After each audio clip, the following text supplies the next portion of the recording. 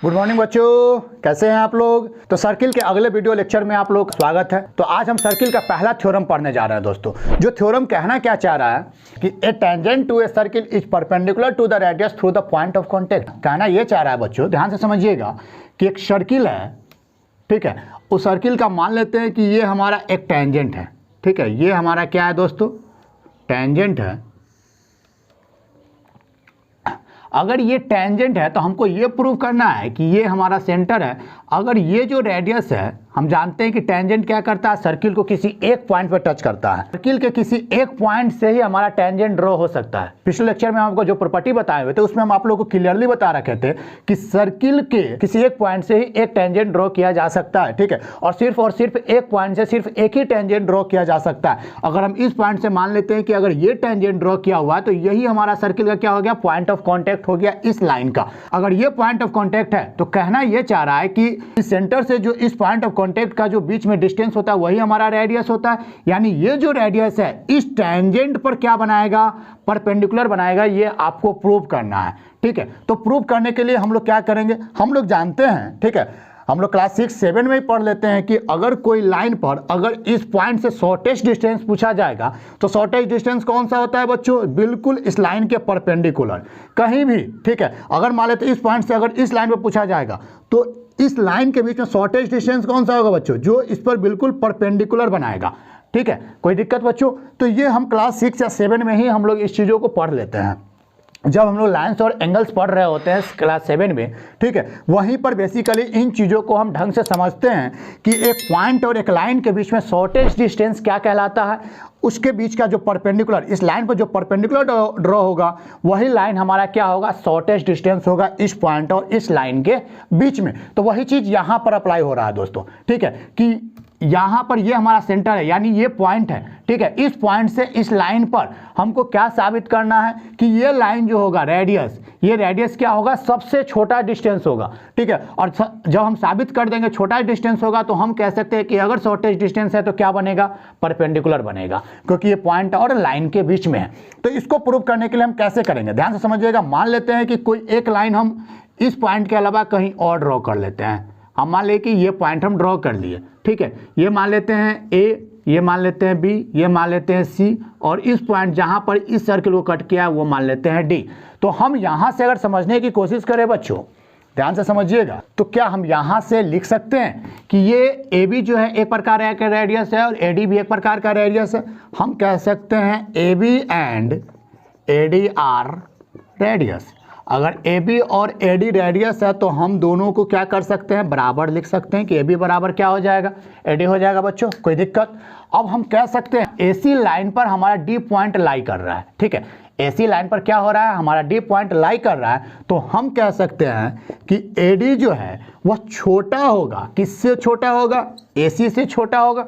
क्या कह सकते हैं आप, अगर ध्यान से देखें तो ये डी पॉइंट जो है, ठीक है, वह एसी लाइन पे लाई कर रहा है। ये पूरा का पूरा एक लाइन है, उस पॉइंट पर बीच में कहीं क्या कर रहा है, डी लाई हो रहा है। तो डी लाई हो रहा है, बीच में कहीं लाई हो रहा है, तो हम कह सकते हैं कि एडी जो होगा वह एसी से क्या होगा, छोटा होगा। अगर एडी जो है एसी से छोटा होगा तो हम कह सकते हैं कि एडी किसके बराबर था, एबी के बराबर था। तो हम कह सकते हैं कि एबी भी किससे छोटा होगा, एसी से छोटा होगा।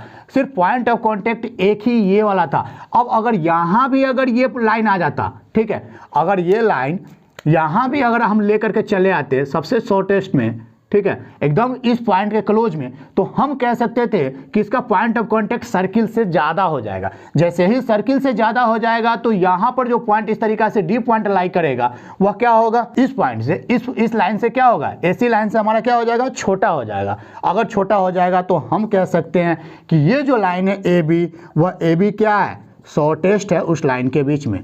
ए बी इज शॉर्टेस्ट लाइन, ठीक है, कहाँ तक, टू द लाइन। मान लेते इस लाइन का नाम रहा होगा पी क्यू, ठीक है, line P Q. A B line जो है वह शॉर्टेस्ट लाइन है हमारा, किसके बीच में, इस पी क्यू लाइन के ऊपर में। तो अगर ये शॉर्टेस्ट लाइन है तो हम कह सकते हैं बच्चों कि अगर ये लाइन ए बी जो है शॉर्टेस्ट लाइन है, ठीक है, तो ये बी जो है इस लाइन के ऊपर में क्या बनाएगा, परपेंडिकुलर बनाएगा। अगर ये परपेंडिकुलर बनाएगा तो हम यहाँ पर कह सकते हैं कि A B is perpendicular to किसका, पी क्यू।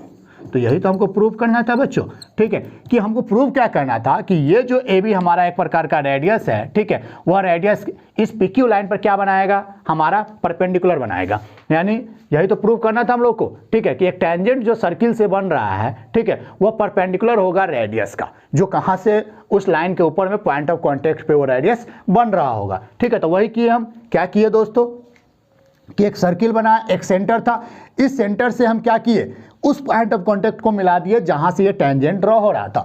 अब ये टेंजेंट ड्रॉ हो रहा था, वहां से इस पॉइंट को क्या किया, मिला दिए, तो ये हमारा रेडियस हो गया और ये पॉइंट ऑफ कांटेक्ट बी हो गया, ठीक है। अब एक लाइन और ड्रॉ कर लिए, जो पॉइंट ऑफ कांटेक्ट तो हमारा टेंजेंट का कहीं एक ही पॉइंट होता, तो किसी अदर लाइन पे, ये तो टेंजेंट पर क्या किए, एक और लाइन हम ड्रॉ कर दिए, ठीक है, जो हमारा पॉइंट ऑफ कांटेक्ट अलग सर्किल से बाहर हो गया। जैसे ही सर्किल से बाहर हुआ बच्चों, तो हम कह सकते हैं कि AC लाइन जो है वह AD लाइन से क्या होगा, बड़ा होगा, यानी AD जो है वह छोटा हो जाएगा AC से, तो AD ही तो AB है, क्योंकि दोनों का लेंथ क्या है, सेम है, दोनों रेडियस है तो दोनों का लेंथ सेम है, तो हम कह सकते हैं कि AB भी क्या होगा, AC से छोटा होगा। अगर AB AC से छोटा होगा, चाहे हम इस तरफ भी एक और पॉइंट ले लें, ठीक है, इस तरफ भी एक और पॉइंट ले ले, तो हम कह सकते हैं कि अगर मान लेते हैं कि इस पॉइंट का E नाम होगा और इस पॉइंट का F नाम होगा, तो AE जो होगा वह क्या होगा, AF से बड़ा होगा, ठीक है, AE जो होगा वह AF से बड़ा होगा। आप कहीं भी ले लीजिए ना, इस प्रकार से यहाँ भी ले लीजिए, तो अगर इतना अगर फालतू है तो हम कह सकते हैं कि फिर से ये लाइन क्या हो गया,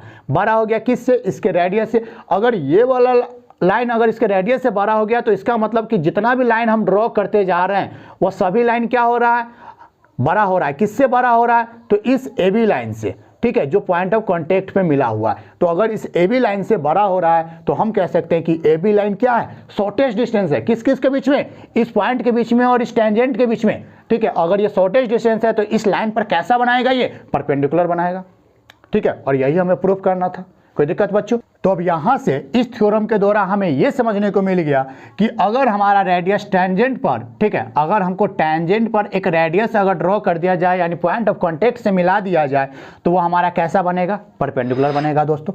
अब बात करते हैं, ठीक है, अब इसी के कन्वर्स थ्योरम के बारे में, ठीक है। अगला थ्योरम जो होगा कुछ और होगा, लेकिन हम इसी के अगर कन्वर्स थ्योरम को समझना चाहे तो कैसे समझेंगे, ध्यान से समझिएगा। तो बच्चों अब हमको थ्योरम 1 का कन्वर्स प्रूफ करना है। कैसे प्रूफ करें, हमको प्रूफ क्या करना है, ठीक है, हमको बस इसमें इतना गिवन है, a line through the in point of a radius, ठीक है, एक लाइन जो है रेडियस के इन पॉइंट से ड्रॉ किया जाता है, जो क्या करता है, परपेंडिकुलर है उसके, ठीक है, किसके परपेंडिकुलर है, रेडियस के परपेंडिकुलर है। उसको आपको क्या प्रूफ करना है, टेंजेंट प्रूफ करना है सर्किल का। ध्यान से समझिएगा, कहना क्या चाह रहा है, मान लेते हैं कि ये आपका सर्किल है, ठीक है, और ये आपका रेडियस है, तो ये जो इन पॉइंट हुआ, इस इन पॉइंट से एक लाइन ड्रॉ किया जाता है, ठीक है बच्चों।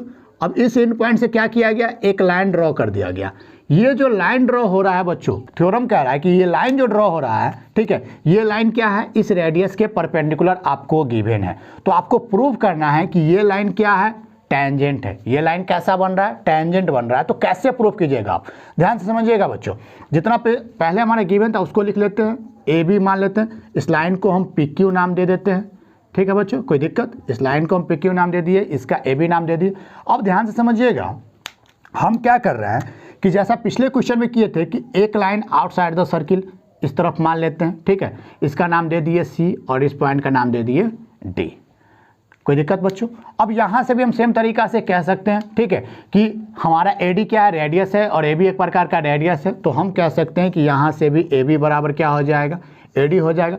जबकि D पॉइंट जो है हम कह सकते हैं, ठीक है, क्या कह सकते हैं बच्चों, कि point D lies on the line, किस पर लाई कर रहा है, तो AC पे लाई कर रहा है। तो AC पे अगर लाई कर रहा है तो हम कह सकते हैं कि AC जो होगा वह क्या होगा, बड़ा होगा। किससे बड़ा होगा, AD से बड़ा होगा।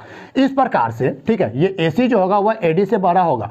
यानी हम कोई भी पॉइंट अगर लाइन ले ले, अगर हम ये वाला लाइन भी ले ले, तो हम कह सकते हैं, मान लेते हैं कि ये EF होता बच्चों, चाहे इस प्रकार भी अगर ले ले, इस तरफ भी अगर ले ले, ठीक है, मान लेते हैं MN होता, ठीक है। तो हम कह सकते हैं यहाँ से कि ये जो AE लाइन है वह AF से क्या है, बड़ा है, ठीक है, AF से क्या है, बड़ा है। या AM जो लाइन है वह किससे बड़ा है, AN से बड़ा है। अगर ये हर एक लाइन, ठीक है, इस बड़े वाला लाइन से छोटा पड़ रहा है, यानी AN जो है ये पूरा बड़े वाला लाइन से अगर छोटा पड़ रहा है तो हम कह सकते हैं कि ये पूरा के पूरा रेडियस से क्या है, बड़ा है। अगर ये पूरा के पूरा लाइन अगर रेडियस से बड़ा है तो हम कह सकते हैं ये जो लाइन होगा ए बी, ठीक है, जो इस पॉइंट पर मिला है वह क्या होगा, सबसे शॉर्टेस्ट डिस्टेंस होगा। अगर ये ए बी शॉर्टेस्ट डिस्टेंस है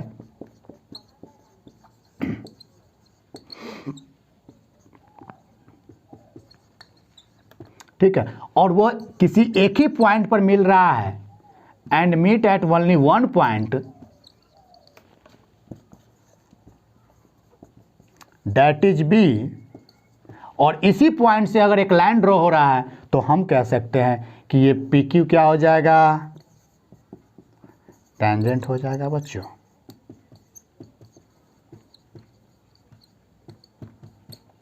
कोई दिक्कत बच्चों, समझ में आ गया? यही दो थ्योरम आज के वीडियो लेक्चर में देखे हैं। बाकी थ्योरम के साथ फिर से अगले वीडियो लेक्चर में आपके सामने हाजिर रहेंगे। तो दोस्तों वीडियो पसंद आए तो वीडियो को लाइक कीजिए और अपने दोस्तों तक पहुंचाइए ताकि उन्हें भी अच्छी तरीका से सर्किल का थ्योरम हो चाहे सर्किल चैप्टर हो वो समझ में आए। तो बच्चों इसी प्रकार के वीडियो के लिए हमारे चैनल को सब्सक्राइब जरूर कीजिए। तो मिलते हैं बच्चों अगले वीडियो लेक्चर में कुछ और थ्योरम के साथ। Thank you.